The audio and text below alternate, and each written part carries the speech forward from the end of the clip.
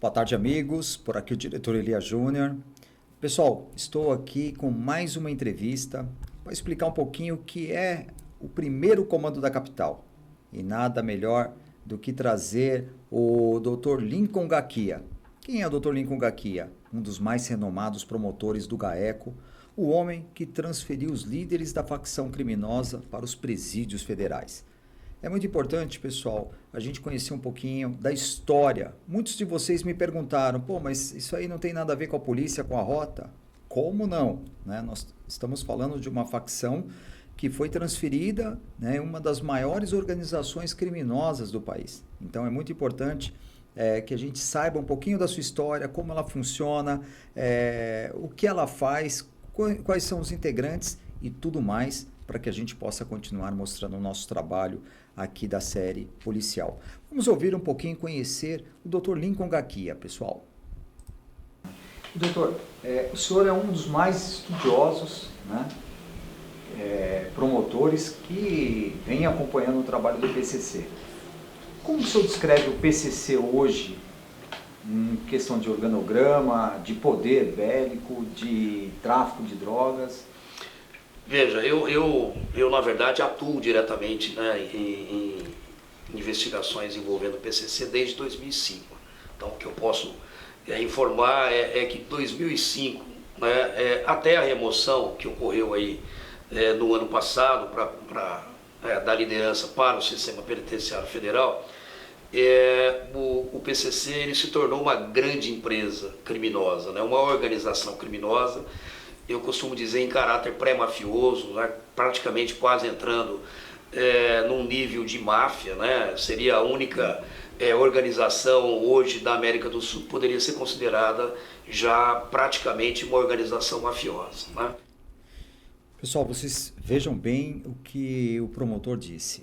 Uma organização mafiosa. Ela está muito acima do crime organizado. Quando a gente fala máfia, pessoal, a gente está dizendo que a máfia é uma organização criminosa, né, onde as atividades são submetidas à direção de membros, ou seja, tem um líder, as tarefas são divididas e tem estratégias de infiltração na sociedade e também na nossa área civil. Então, quando a gente fala em máfia, a gente está falando de uma coisa grande. Quando a gente está falando de máfia, a gente está falando de uma grande organização criminosa.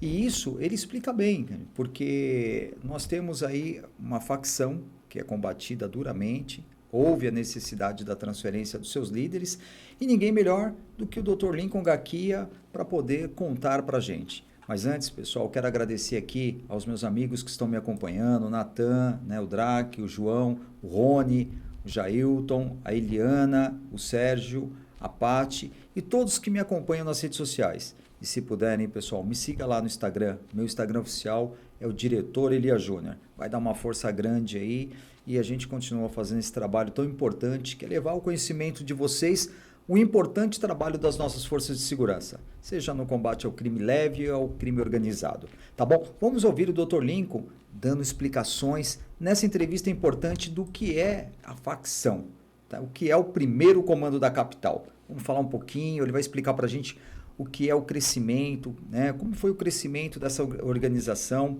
Ele vai falar um pouquinho dos celulares, vai falar um pouquinho da principal fonte de renda, vai falar do organograma dessa organização, vai falar da morte de policiais, vai falar dos direitos humanos. O vice-presidente dos direitos humanos foi preso e condenado a 30 anos de prisão por fazer parte da facção criminosa. Poxa, direitos humanos, hein, pessoal? Pensei que era para pessoas de bem, mas ele vai falar um pouquinho. Vamos ouvir, pessoal. Então, de 2005 para cá, eu venho verificando o crescimento espantoso, né? Não só em poder bélico, né, de armamento, mas na capacidade de tráfico, inclusive tráfico internacional. Né? O PCC hoje o carro-chefe do PCC hoje o tráfico para a Europa, né? O tráfico de cocaína para a Europa. O tráfico interno hoje foi colocado em segundo plano, né? O que rende realmente milhões para o PCC é o tráfico internacional. E de 2005 para cá eu só vi essa organização crescer. Por mais que nós fizéssemos e tivéssemos à frente de várias investigações, que culminaram na prisão de centenas de integrantes, né? A maioria delas, inclusive, feita pela Rota aqui de São Paulo, cumprida aqui pela Rota, através de investigações oriundas lá de Presidente Prudente, do GAECO que eu coordeno, não é? Mas eu tenho visto de 2005 para cá um crescimento espantoso, porque esses presos, embora estivessem segregados, né, de 2006 até 2019 na Penitenciária 2 de Venceslau, eles acabaram ali tendo um terreno fértil para poder se fortificar. Num primeiro momento eles tinham acesso a telefone celular, nós não tínhamos ainda unidades com bloqueadores do Estado, então eles conseguiam ali dinamizar, aumentar, otimizar o seu tráfico de entorpecentes, roubos a bancos, a carros fortes, etc. Então, a partir de 2012 foi implantado o bloqueador de celular naquela unidade prisional, onde estava o Marcola e as demais lideranças, mas nós verificamos que o celular não era o maior problema da prisão. Muito se pensou, e eu já fui perguntado várias vezes, né, se a gente acabasse com o celular, o crime organizado iria acabar também, o celular nas prisões. E a gente verificou, né, que isso não era totalmente verdadeiro, porque as ordens elas continuavam entrando e saindo semanalmente através de visitas e infelizmente também através de maus advogados, né, que se prestam a esse papel de pombo-correio do crime.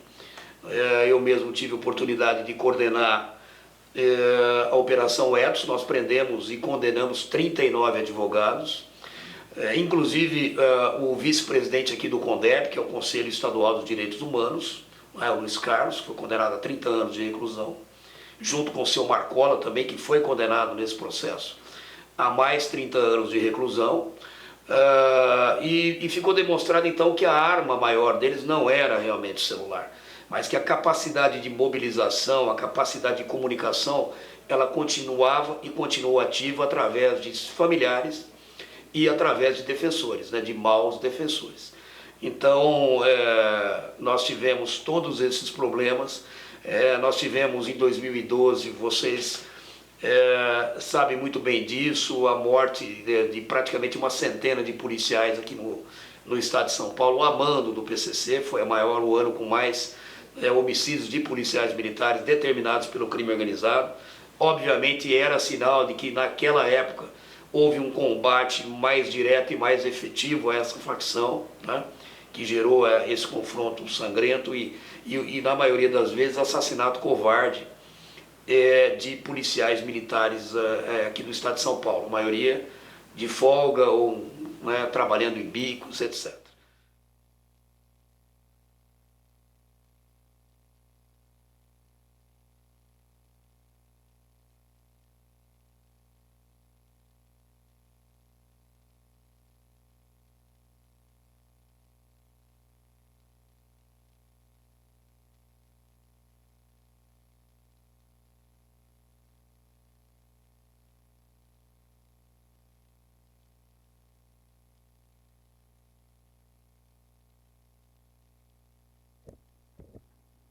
Pessoal, desculpe aqui, acho que eu fiquei sem o áudio, né? Bom, como ele disse, pessoal, ele é um dos mais renomados promotores do GAECO. Então, o Dr. Lincoln Gaquia cedeu essa entrevista gentilmente para que a gente pudesse levar ao conhecimento de vocês o que é o primeiro comando da capital. Importante lembrar que essa entrevista foi gravada num túnel da Rota, para que a gente pudesse produzir uma série ou um documentário sobre a transferência dos líderes. Quero aproveitar aqui e agradecer a quem está me seguindo, quem está acompanhando aqui no chat, tá? O Carlos, o Vitor, o Leonardo. É muito importante a participação de vocês, pessoal. Caso esteja aí a contento, deixa um like para que a gente possa dar continuidade, né? E na próxima entrevista, que é na sequência, ele vai explicar para a gente o que é o RDD, que é o Regime Disciplinar Diferenciado. Ele vai falar para a gente um pouquinho do organograma do PCC, ele vai explicar para a gente como que são as leis do PCC, enfim, tudo aquilo que a gente gostaria de saber, tudo aquilo que um leigo que não entra, não vive essa área de polícia, né, a bandidagem, gostaria de entender. Então, vamos acompanhar o restante da entrevista para que a gente possa entender um pouquinho do crescimento dessa facção, gente. Agora a gente vai assistir o crescimento, né?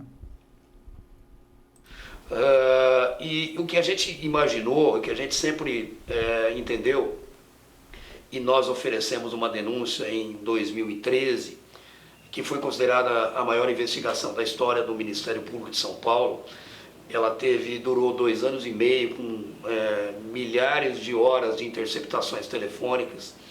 Acredito que nós fomos a única unidade a gravar o Marcola dando ordens no celular ainda, na época que eles tinham acesso, em que ele dizia que eles foram responsáveis nessa gravação pela diminuição de homicídios no Estado, né, que foi ordem deles, na verdade não foi ação do governo. Eles proibiram o crack dentro das unidades prisionais, então acabaram os assassinatos, né, e mais alguns arroubos de poder que na verdade não eram totalmente verdadeiros, né? E a gente imaginou que deveríamos isolar essa liderança. Em 2012, nós pedimos o RDD do Marcola e mais 34 integrantes. Essa denúncia, né, essa investigação, ela tem 175 presos, aliás, réus.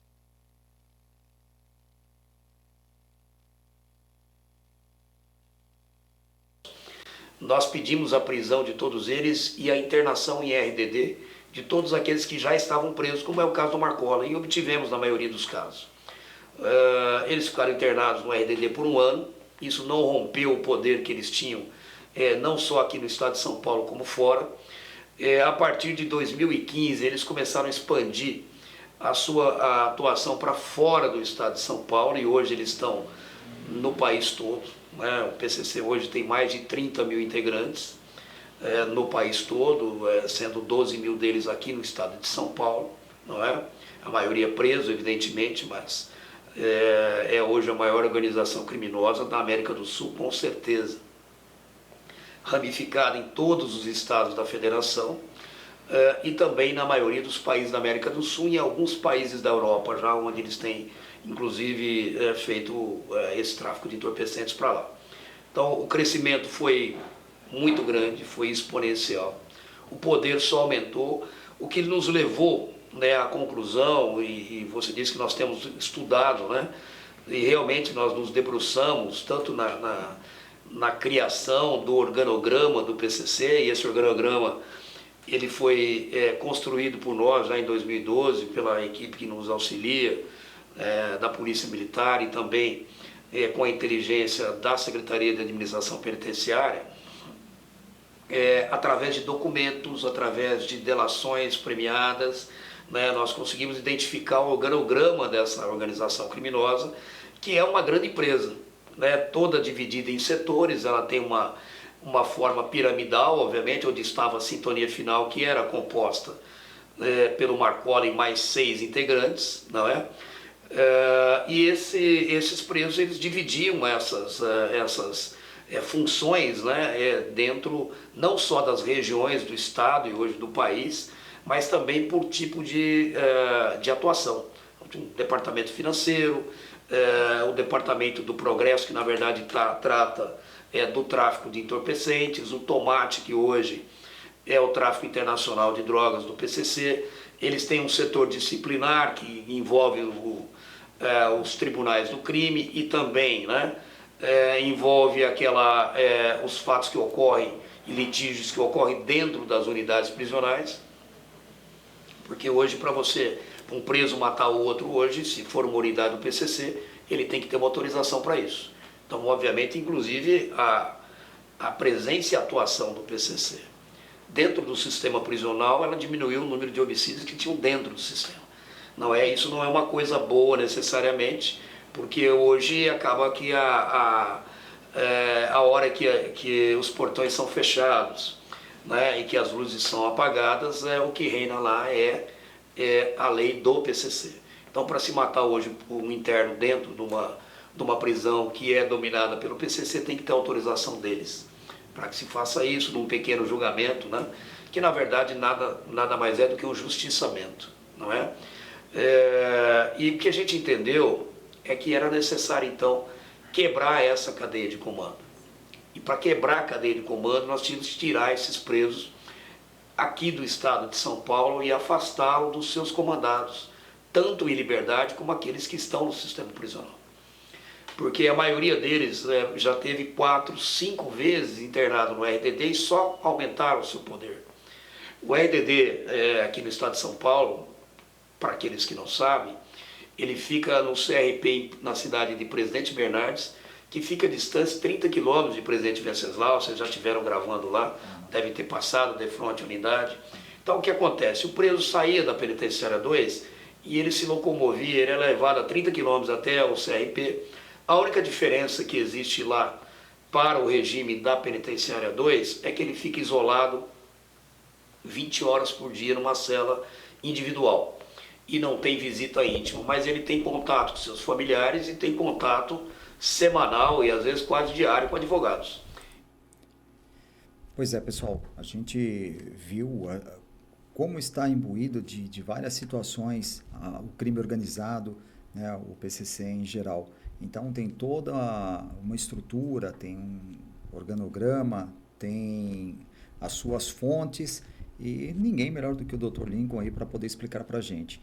A gente vai ver agora um pouquinho dos temas importantes, que é a transferência, né? Que por que tinha que ser transferido, a urgência da transferência. Vamos ver também o isolamento regional, esses presos tinham que estar isolados, né? Não poderiam estar juntos, e principalmente dos perigos, né, pessoal? A gente fala assim, a qualquer momento poderia ocorrer um resgate, e o Dr. Lincoln vai explicar para a gente o que foi feito, qual foi o planejamento e... Então a solução seria mandá-los fora do estado de São Paulo para o sistema penitenciário federal. Nós temos tentado isso, estamos tentando isso desde 2006, né? Muita dificuldade, problemas políticos. Nós tínhamos um governo federal do PT e um governo estadual do PSDB já há muitos anos. Então o governo estadual não admitia mandar presos de São Paulo para o sistema federal, porque acabava que o governo federal também utilizava isso politicamente. Houve uma situação que houve até uma discussão muito áspera do ministro José Eduardo Cardoso com o então secretário Ferreira Pinto, né, porque o governo federal oferecia vagas para São Paulo como se São Paulo não pudesse cuidar dos seus presos.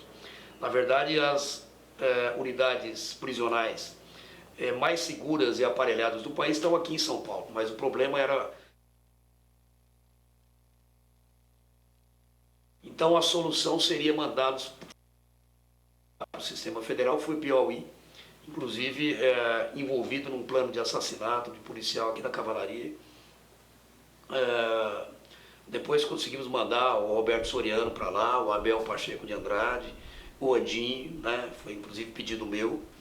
E agora, no final de 2018, com o plano de fuga, de resgate que foi descoberto pela inteligência da SAP com policiais da minha equipe em Presidente Prudente, policiais militares, então a gente começou a trabalhar nesse processo de remoção da liderança para o sistema penitenciário federal. Nós tivemos aqui em 2018, conversando com os secretários, né, de governo, o Dr. Orival Gomes, Dr. Magno Barbosa, secretário da Administração Penitenciária e da Secretaria de Segurança Pública, porque era uma mega operação, né, envolvia aí uma remoção de lideranças e, obviamente, nós tínhamos receio que pudesse ocorrer como ocorreu em 2006. Né? Então nós trabalhamos desde a descoberta do plano, num planejamento muito forte de inteligência, né? Para que a gente evitasse qualquer problema para o estado de São Paulo, seja dentro do sistema prisional, seja nas ruas, né? Como ocorreu em 2006 com os ataques. E nós iniciamos essas tratativas com os secretários de Estado na época. Isso foi algumas semanas que antecederam o primeiro turno das eleições.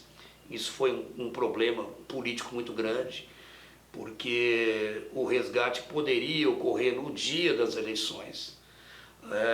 em que você tem praticamente toda a polícia militar empenhada em dar segurança para as eleições, resguardar os colégios eleitorais, e aí eles podiam tentar esse resgate. Então nós trouxemos essa informação aqui para os secretários e ficou definido na época que faríamos essa remoção dos presos para o sistema penitenciário federal. Mas antes a Polícia Militar enviou, obviamente, um grande efetivo de policiais para a região de Presidente Venceslau para evitar que esse resgate ocorresse. Nós chegamos a ter lá mais de 200 policiais dia, né, da tropa de choque aqui de São Paulo, enfim. Um grande destacamento de policiais se deslocaram para o interior, e essa mobilização, que durou até a remoção em fevereiro, obviamente ela não podia perdurar pela vida toda. Os policiais estavam alojados, alguns em ginásios de esporte, né, dormindo mal, se alimentando mal, né, e ali de maneira provisória. E essa situação não poderia perdurar no tempo, né? Não só a questão de desguarnecer, inclusive, o policiamento aqui da região metropolitana, porque eram policiais que trabalhavam em escalas ali de 4 dias, e depois teriam que ter suas folgas, né?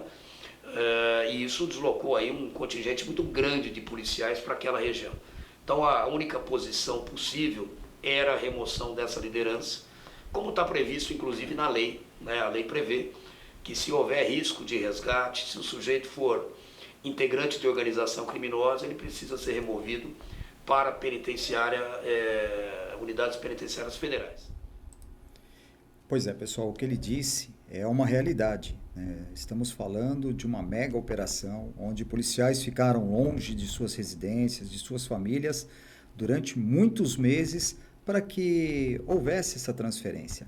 Infelizmente, nós vivemos num tempo político, né, onde não temos autonomia nenhum, nós elegemos aí os nossos candidatos e depois nós pagamos o preço quando há o erro aí da escolha.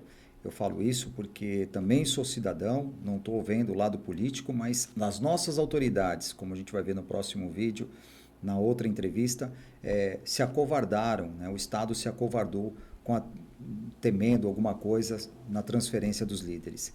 E o dia em que o bem venceu o mal, nós estamos perdidos. Então, quero deixar aqui um abraço para o Cris, né, o Cris Ferreira, né, o Cris Maremoto. Então, professor, um grande abraço, a Dulce, todos que estão me acompanhando, o Rony, o Vitor, o Leonardo, enfim, todos que estão aqui.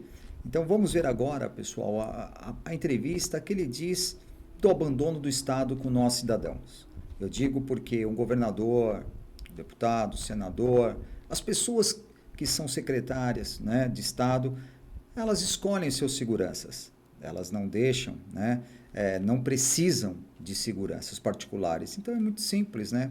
Nós, né, meros mortais, dependemos deles e confiamos neles. E, infelizmente não é assim que funciona e nós sabemos. E quem sofre somos nós e os policiais que enfrentam esses criminosos no dia a dia. Vamos ver o que ele vai falar das nossas autoridades, pessoal.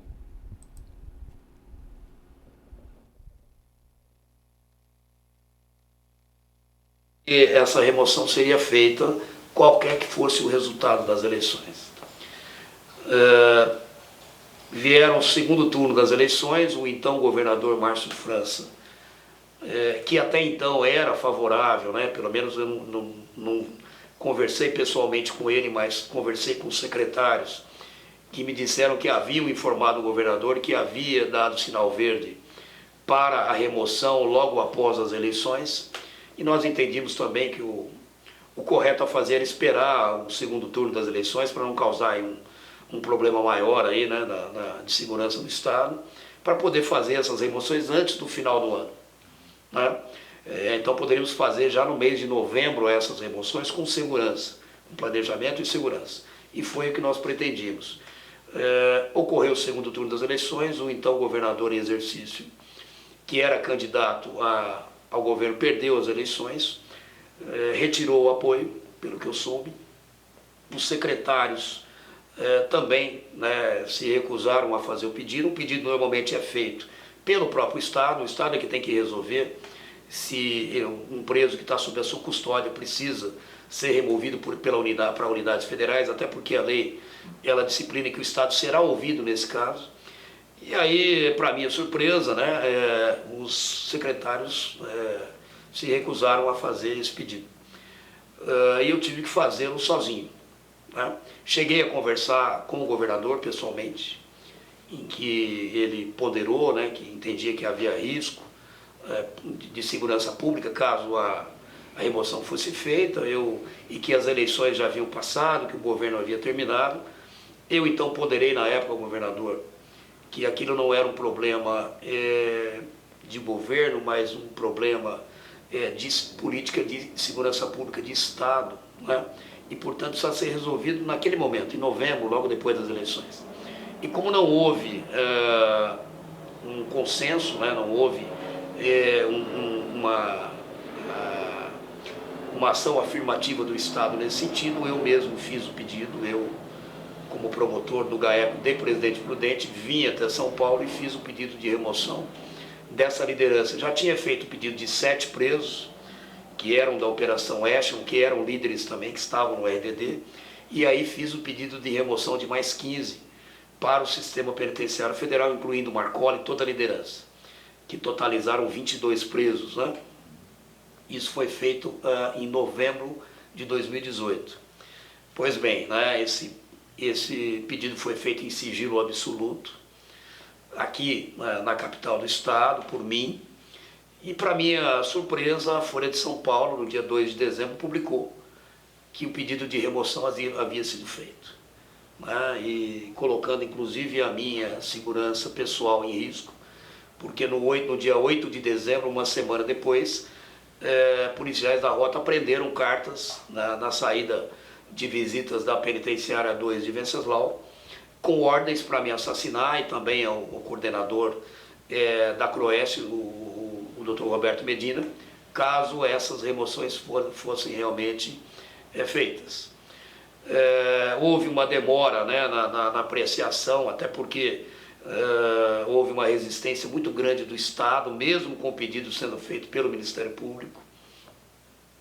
Os secretários foram contra, né? Opinaram contra essa remoção, o secretário de Segurança foi contrário, e o secretário de Administração Penitenciária, na época, ele opinou pela remoção, mas depois do final do ano, ou seja, em janeiro, obviamente depois que já tivesse mudado não só as secretarias como o governo. E realmente, né, como essa situação se prolongou no tempo, vieram as saídas temporárias de Natal, a tal da saidinha de Natal, ou saidão, em que 22 mil presos foram postos em liberdade. E aí havia um risco realmente muito grande de se cumprir uma decisão dessa ordem, né, dessa importância, numa época aí de Natal. Os presos poderiam entender que aquilo foi uma afronta. Por outro lado, teria um exército aí de presos soltos, em capacidade de cumprir salves e eventualmente causar algum tipo de problema para a própria segurança pública. E isso acabou sendo postergado para o ano seguinte, e aí houve uma mudança de governo, veio o governo Dória, houve uma mudança no Ministério da Justiça, no governo federal, né, entrou o ministro Moro, o presidente Bolsonaro, e o presidente Bolsonaro acabou sendo submetido a uma cirurgia aqui em São Paulo. Então houve um pedido também da segurança do presidente para que esse pedido fosse adiado, né, o deferimento do pedido fosse adiado por conta da presença do presidente aqui na capital. Ele ficou, vocês se lembram, né, em 2019 ele ficou por algum tempo internado aqui na capital, e então acabou ficando para fevereiro. Então, em fevereiro, efetivamente, se conseguiu cumprir essa remoção, que, como eu disse, que era tentada desde 2006. Não houve nenhum ataque, não houve nenhuma morte, nenhuma rebelião no sistema. É bem verdade que houve um planejamento de inteligência por trás dessa operação, ao contrário do que ocorreu em 2006. Nós mapeamos todos os presos que já tinham exercido alguma função de expressão dentro do PCC, estavam espalhados aí pelo sistema prisional do Estado, a remoção de mais de 100 presos para a penitenciária 1 de Presidente Venceslau. Então isso pouca gente noticiou, a imprensa acabou deixando passar batido essa informação, mas isso também levou a uma desarticulação, porque os presos que estariam espalhados aí nas 170 unidades prisionais aí praticamente do Estado, em condições de deflagrar rebeliões ou ordens de ataque, acabaram sendo isolados na penitenciária 1 de Presidente Venceslau. E concomitante fizemos a remoção desses 22 presos para o sistema penitenciário federal. Um detalhe também importante de ser anotado é que quando fizemos a relação desses presos que seriam removidos, né, nós verificamos que estava ali o primeiro e o segundo escalão da facção. E isso para eles foi uma surpresa, né? Houve, inclusive quando os presos acabaram se encontrando na pista do aeroporto em Presidente Prudente, eles acabaram surpreendidos porque aqueles que estavam em condições de assumir as funções da sintonia final, que já haviam sido delegadas pelo Marcola e pela cúpula, também estavam ali dentro daquele grupo de 22 que foram isolados nas penitenciárias federais. Né? Foram levados para Brasília, Mossoró e Porto Velho. E isso realmente foi um duro golpe para a organização criminosa, e eu acredito que o maior desde a sua fundação. Pois é, pessoal, vocês viram a estratégia, como foi feito, como foi planejada a transferência dos líderes e a importância, né, para que houvesse aí esse isolamento regional. Então, fica os parabéns aqui para o Dr. Lincoln. Nós vimos e assistimos no seu depoimento que as autoridades não tinham uma preocupação. Quando chega a época de eleição, é isso que acontece, né? Ninguém quer se envolver, ninguém quer mexer, ninguém quer ter a responsabilidade. Os secretários têm os seus seguranças, os nossos governantes e nós, a população. Nós não temos. Então, a gente fica à mercê da sorte. Então, pessoal, queria agradecer a todos que estavam me acompanhando, a Laura, em especial Laura Silva, está sempre comigo. Um grande abraço, Laura. E dizer que no próximo episódio vocês vão conhecer as muralhas da P2, da penitenciária onde estavam presos os líderes do primeiro comando da capital. Nós, junto com os policiais de rota, consegui fazer imagens que vocês irão ver, imagens que jamais foram mostradas. Lembrando, pessoal, isso é imagens que irão entrar para a história. Não existe história se não houver um registro. Então eu não estou aqui contando história de ninguém, não estou expondo ninguém.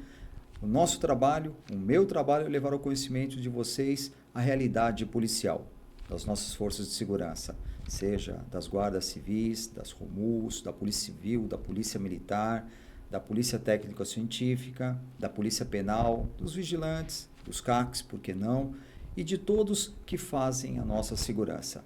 Então, pessoal, se vocês puderem me seguir no Instagram, meu Instagram oficial é o Instagram Diretor Elia Júnior. Eu tenho visto que eu não consigo superar o número que eu tenho, não sei se é algum bloqueio, então se vocês puderem me ajudar em relação a seguir ou a indicar, eu agradeço, meus amigos. Então, lembre-se, no próximo episódio da série, estarei mostrando as muralhas de Presidente Venceslau, da P2, da tão famosa penitenciária, onde abrigou os líderes, né, dessa facção. Então, fiquem com Deus. Muito obrigado aí a todos que me acompanharam, a Laura, o Jean, o Cristiano aí, o Cris, né, Maremoto, ao Vitor, o Carlos Brito e todos vocês. Então, meus amigos, muito obrigado. Fiquem com Deus e até amanhã aqui no meu canal. Valeu, pessoal. Grande abraço.